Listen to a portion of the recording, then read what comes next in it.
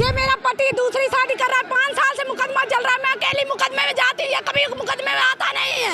आज ये शादी कर रहा है यहाँ पे। तब से हमें पता नहीं है, ये तब से नहीं आई और आज ये अचानक आके वहाँ स्टेज पे सीधा हंगामा करने लगी।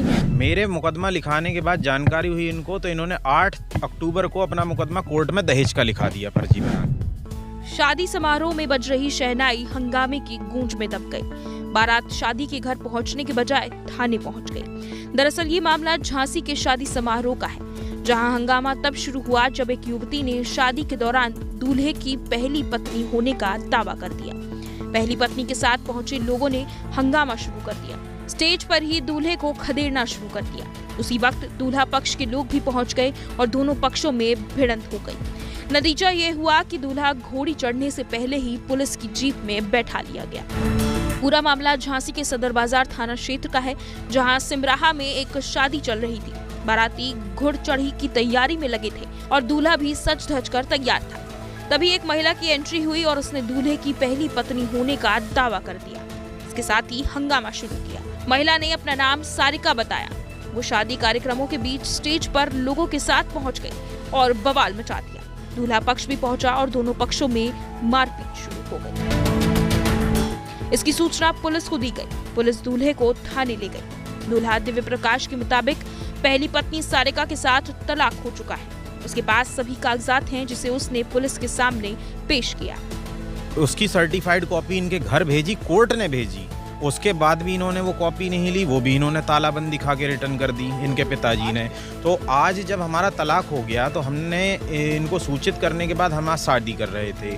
शादी के दौरान ये लोग आए, स्टेज पर मैं बैठा हुआ था, जयमाला का कार्यक्रम चालू होने वाला था। तो ये सारिका, इनके एक चाचा हैं सुरेंद्र उर्फ करिया, ललुआ भी कहते हैं उन्हें, इनका एक भाई है सनी और इनके पिताजी, एक बहन कामिनी, इनका भाई नवनीत, ये सब लोग आए और इन्होंने एकदम से मारपीट लाठी डंडों आदि से शुरू कर दी। वहाँ पे इन्होंने फायरिंग भी की, जिसमें कई लोग बचे हैं। मतलब कौन लोग? फिर आप लोग वही पिछली ससुराल वाले थे, कन्नौज वाले। थाने वहाँ पर पुलिस को जैसे तैसे सूचना की गई, पुलिस वहाँ पहुँची। पुलिस मुझे वहाँ से जान बचा करके निकाल के यहाँ लाई है। मैं पुलिस की ही गाड़ी में थाने आया हूँ। क्या डिस्कस हुआ है जी, से आप लोग जा रहे हैं तो अब क्या? पुलिस अपनी निगरानी में शादी करा रही है। मैंने पुलिस को पूरे तलाक के सर्टिफाइड कोर्ट के डॉक्यूमेंट्स दिखाए हैं। पुलिस सारे डॉक्यूमेंट्स से सहमत है और पुलिस अपनी निगरानी में शादी करवा रही है। जिन लोगों ने आपकी शादी में खलल डाला, उनके खिलाफ क्या पुलिस ने उनके खिलाफ FIR सुबह लिखने का आश्वासन दिया है। नहीं जी, इन्होंने थाने में आके कोई सूचना नहीं दी, इन्होंने तो सीधा आके मारपीट शुरू की है। वहीं दिव्य प्रकाश की होने वाली दूसरी पत्नी वंदना के अनुसार सारिका के भाई ने उन्हें जान से मारने की धमकी दी है। वंदना का कहना है कि हाँ, पता था हमें, इनका तलाक हो चुका था। हमने कागज़ देखकर ही सगाई की थी। सगाई की बात भी 3 महीने डली रही थी। सगाई 6 महीने हो चुके हैं। सगाई को धूमधाम से सगाई हुई थी। तब से हमें पता नहीं है, ये तब से नहीं आई और आज ये अचानक आके वहाँ स्टेज पे सीधा हंगामा करने लगी और इसका भाई आया अंदर, कह रहा हम जान से मार देंगे तुम्हें, शादी करोगी तो। इसी का भाई आया था। आपके लिए बोला? हाँ, स्टेज पे? हाँ, अंदर आके जहाँ हम बैठे थे। पुलिस ने अभी कुछ नहीं, बस सुबह की बोला है, सुबह मुकदमा शादी करने के लिए बोला है।